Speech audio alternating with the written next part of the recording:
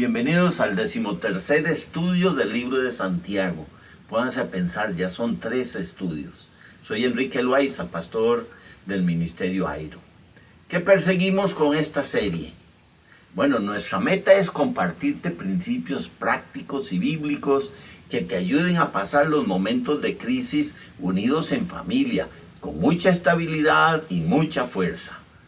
Desde que soy pastor recuerdo crisis nacionales o internacionales por las que el mundo ha pasado y los seguidores de Cristo hemos asumido un liderazgo en muchas de ellas, animando a otros. Así que estamos preparados para esto, porque ya hemos pasado muchas veces por desastres, huracanes, la pandemia reciente, y esto lo he dicho ya. No puedo protegerte de contraer enfermedades o de contraer otros virus, pero nuestra meta es quererte ayudar para enfrentar los efectos colaterales de tener un mundo vuelto de cabezas por las crisis. No sabemos cuánto durarán las crisis, pero Dios no nos dejará sin su ayuda. Él nos ayuda. El libro de Santiago que estamos estudiando fue escrito para gente bajo presión y para gente bajo estrés, y lo hemos venido estudiando en las semanas pasadas y lo vamos a seguir estudiando en las semanas que vienen. Las crisis que pasaron la gente, de la cual nos relata Santiago, fue la persecución del Imperio Romano, pero en el fondo su vida se había puesto de cabeza, y en este libro Santiago habla de 14 o más implicaciones sobre qué hacer cuando todo está de cabeza, y nos enseña cómo Dios quiere que vivamos cuando estamos bajo estrés severo o en tiempos de cambios. Hace 13 semanas iniciamos con esta serie llamada Una fe en acción en momentos de crisis. Si tienes problemas con ansiedad, en verdad quiero animarte a que escuches los mensajes anteriores. Pero si lo que pasa es que tienes que tomar decisiones duras por estar sin trabajo, o por tener a tus hijos en casa, o porque te cuesta encontrar trabajo, te animo a escuchar el 5º, el 6º y el 7º mensaje sobre una fe que facilita tomar decisiones difíciles.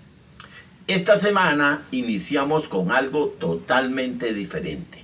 Una de las cosas que pasan estando bajo estrés es que empezamos a buscar ciertas estrategias para aliviar la ansiedad.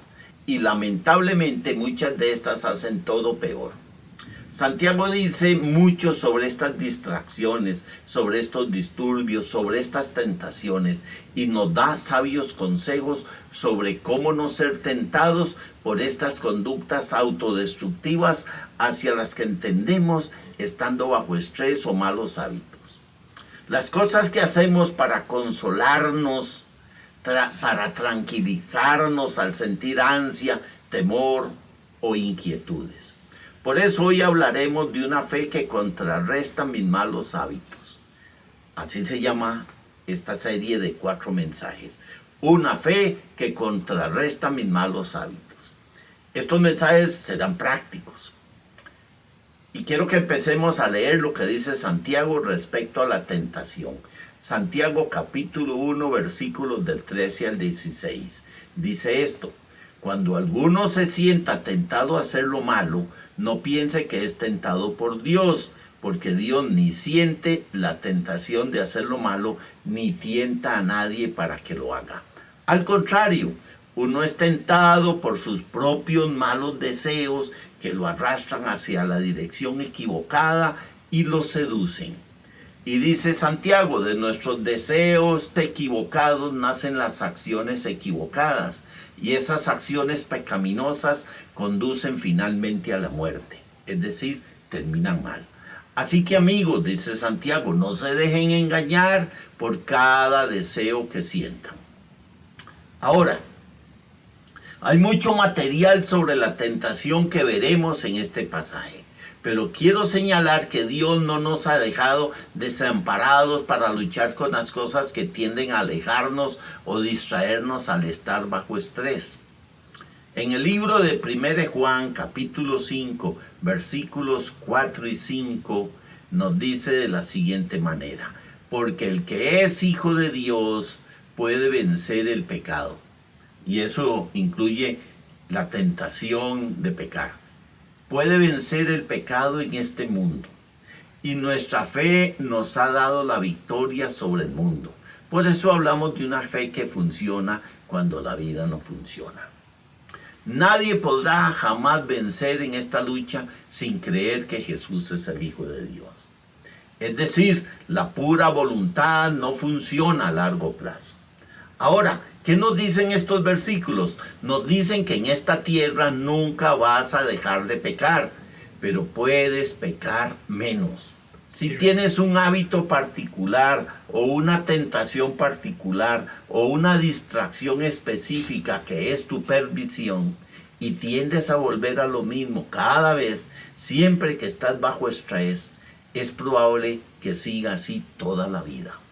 Nunca vas a alcanzar la perfección de este lado de la eternidad, pero tú puedes pecar menos, puedes estar menos distraído. Y compartiré contigo de su palabra y de 9 medidas que puedes tomar. Ponte a pensar 9 medidas. Ahora espero que cada semana usted tome apuntes del mensaje. Pero con esta serie de mensajes iniciamos las 9 medidas que vas a tomar para mantenerte enfocado, no caer en las mismas tentaciones usuales al estar bajo estrés. Ahora que estás en casa trabajando. Hoy vamos a hablar de las 2 primeras medidas. Apunte. Primera medida.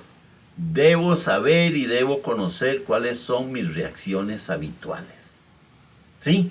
Debes conocer y reconocer qué es lo que usualmente te hace caer en tentación. Debes conocer cuáles son tus reacciones habituales. Hebreos capítulo 12, versículo 1 dice de la siguiente manera: eliminemos de nuestras vidas cualquier cosa que se interponga en el camino. Esto nos habla de nuestro crecimiento espiritual. Y especialmente, yo quiero que encierres esto, los pecados persistentes que nos distraen tan fácilmente. Otras traducciones dicen que nos asedian. Lo que dice es que cada uno tiende a caer en cierta área una y otra vez en su vida, y entonces te preguntas, ¿por qué hago esto? Ese es el pecado persistente, es la distracción, es tu mecanismo de reacción habitual o es tu estrategia. Ahora, la tentación, ¿qué es la tentación? Es siempre una distracción.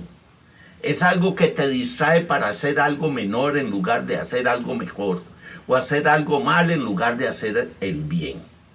Es hacer algo autodestructivo en lugar de algo que sea constructivo, que te haría más el tipo de hombre o mujer que Dios quiere que seas. Quiero que hablemos sobre esto. Por ejemplo, cuando estamos bajo estrés, todos tenemos distintas reacciones. Piensa un poquitito. Algunos van a la comida, está bien, y tendemos a comer más al estar bajo estrés para poder lidiar o calmar o aliviar el estrés. Otros se inclinan por la bebida. Otros lo hacen durmiendo más y así pasan mucho tiempo en cama. Algunos al estar bajo estrés reaccionan comprando. Y si estás en casa y tienes cómo comprar en línea, puedes gastar mucho dinero que no tienes en cosas innecesarias durante las crisis. Algunos al estar bajo estrés ven mucha televisión y la miran hora tras hora y tras hora. Y tu predecible área de confort quizás sean los videojuegos. Y pasas horas y horas en eso, o puedes volverte adicto. Así como a otras cosas como las drogas, el juego, la pornografía. Algunas personas ven pornografía cuando están bajo estrés. Otras personas se vuelven más controladores. Y entre más sienten que su vida está fuera de control, más controladores se vuelven. Y eso resulta irritable para todos en la familia o en el trabajo. Otras personas hacen lo opuesto, se retraen y se ponen una armadura, la cual está igual de mal. Hay quienes al estar bajo estrés caen en la trampa de explotar con ira, llegando a la violencia doméstica que puede crecer si no saben cómo lidiar con eso. Así que primero, debo conocer mis áreas de fracaso predecibles. y preguntarme, ¿dónde es que yo tiendo a caer? ¿Cuáles son todas mis reacciones habituales? Segunda medida, debo conocer mis luchas emocionales. Si tú quieres superar las cosas que hacen que usted tropiece, debes conocer tus luchas emocionales. Son las cosas que te hacen muy vulnerable a una cierta tentación particular. Quiero que escuchen bien. Una forma de vencer la tentación es no enfocarte en la conducta que no quieres. Está bien, no se enfoque en la conducta que no quiere. No te enfoques en las acciones, no te enfoques en tu actividad, no te enfoques en tu conducta. En su lugar, enfócate en lo que sientes, en lo que piensas, que es la causa de esas acciones. Cada acción que hacemos es causada por una emoción y la emoción nace de un pensamiento. Si quieres cambiar tu forma de actuar, debes cambiar cómo te sientes. Y si quieres cambiar cómo te sientes, debes de cambiar cómo piensas. Todo comienza aquí en tu cabeza. Satanás engancha tus emociones. Es un manipulador de tus emociones. Por cierto, ¿sabes cuál es la trampa más común que Satanás usa para llamar tu atención? Las emociones negativas. Porque las emociones negativas le dan a Satanás cómo atraparte. Y por eso la Biblia dice en Proverbios 4, versículo 23, sobre todas las cosas, cuida tu corazón, porque en este determina el rumbo de tu vida. Voy a explicarte. En la Biblia el corazón es la metáfora del centro de tus emociones. Está bien. Sabemos que las emociones están en el cerebro, pero decimos, te amo de corazón, mi corazón está aquí o está allá, mi corazón está en aquello. Hablamos de tus pasiones, hablamos de tus emociones. Y eres mucho más vulnerable a la tentación al estar en ciertos estados emocionales. Y eres menos vulnerable a la tentación si estás en otro estado emocional. Es distinto de persona a persona. Deseo que anotes esto, de esta breve lista. Y quisiera que encerraras con cuáles te identificas. Que cuando me siento así soy vulnerable a mis reacciones más habituales. Soy vulnerable a los malos hábitos en mi vida. La pregunta general es, ¿cuándo eres más tentado? Esta es la pregunta que vamos a responder. Y usted se va a identificar con algunas de estas respuestas. 1. Para mucha gente la tentación aparece cuando está muy exhausta. Cuando estás agotado, eres más tentado en muchas áreas distintas. Por eso, durante este tiempo de crisis, debes asegurarte de dormir, comer bien, ejercitarte, para evitar llegar al agotamiento. Por ejemplo, si estás en casa toda la semana, podrías trabajar 12 horas, 7 días, y eso te lleva a la fatiga. Y entre más exhausto estés, más espacio le das a Satanás y él puede tentarte en muchas áreas. Otro tipo de respuesta, otros se sienten tentados al desanimarse. Quizás al desanimarte eres pesimista. Ahí es cuando eres más tentado por tu tentación habitual. Respuesta 3. Quizás sea al aburrirte o quizás cuando estás descontento. Estás sentado en casa y piensas, tengo claustrofobia, y luego cedes a la tentación. Respuesta 4. O quizás sea cuando te sientes en un vacío espiritual. O la respuesta 5. Algunas personas son más tentadas en un área que es inútil e insana para ellas. Cuando están solas, cuando están desconectadas, cuando estás inseguro, cuando tienes dudas, cuando estás herido o lastimado. Respuesta 6. Si estás aferrado al rencor, a un resentimiento, eres más candidato a ser derribado por una tentación. Respuesta 7. Quizá la tristeza sea el detonante en tu vida, o el duelo o la pérdida. Y por supuesto, en esta crisis mucha gente está perdiendo cosas. Pierden empleos, pierden su pensión, están perdiendo familiares, hay muchas pérdidas y nunca se pierde algo sin entrar en duelo. Solo tienes que ser consciente de que al estar en duelo eres más vulnerable. Bien, primero debo conocer mi reacción habitual. ¿Dónde es que tiendo a caer al estar afligido? Luego debo conocer mis luchas emocionales. ¿Por qué tiendo a tropezar? ¿Qué ocasiona que me dispare? Tienes que responder a eso. Ahora voy a guiarte en oración y puedes orar esto en tu corazón. Es lo primero que hacemos al final de cada encuentro semanal. Te pregunto, ¿dirías esto en tu corazón? No tienes que hablar. Dios ya sabe lo que piensas. Pero si te encuentras solos, ¿por qué no lo dices en voz alta? Solo quiero que digas, mi Dios,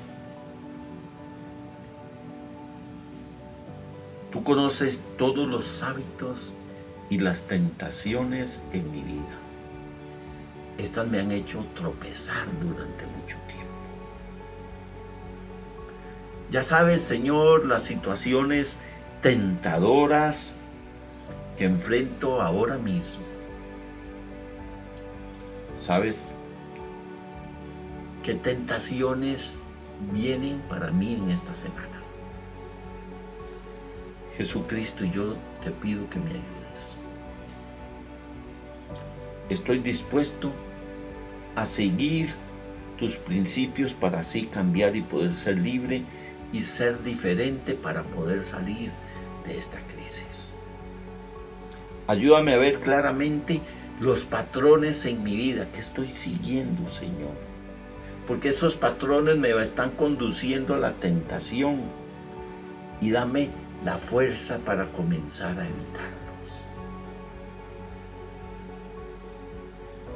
Solo tú puedes ayudarme. Por eso te pido tu ayuda. En el nombre de Jesucristo. Amén. Recuerda que el Señor es quien te levanta, es quien te limpia y es quien te restaura. Bendiciones.